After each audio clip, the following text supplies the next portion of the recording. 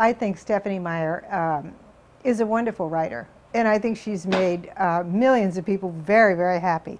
You know, anytime a writer succeeds on that scale, there's a gift there and a knack. And I think all writers should celebrate, you know, because she's done wonderfully well. This is good for writing. This is good for books.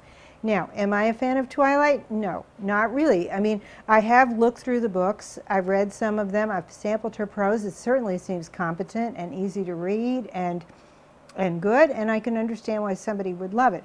I did go to the 2 movies, and I saw them, and I thought they were entertaining, but they were for very young people. What fascinated me about them was that I thought they were taking a romantic idea that goes back to Jane Eyre by Charlotte Bronte. The idea of a young, sensitive heroine falling in love with somebody who's really potentially dangerous and older, infinitely older, though he looks like he's the same age, who then becomes a protective figure to her. That's almost the same story that's in Charlotte Bronte's great classic, Jane Eyre. It's the formula for woman's romance.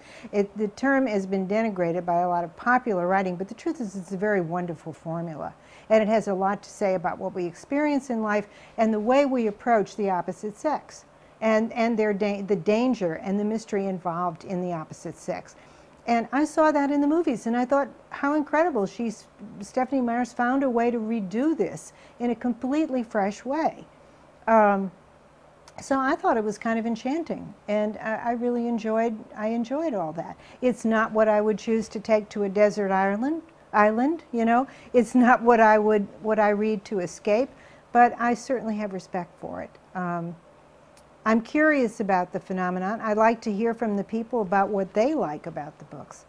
I've been criticized in the press the last few days because I did an interview with someone about the meaning of the vampire in literature.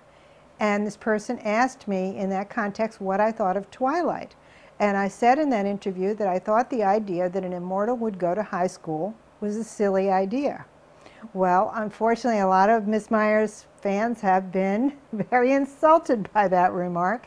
I've been accused of bashing her and bashing her books. That's really not the case.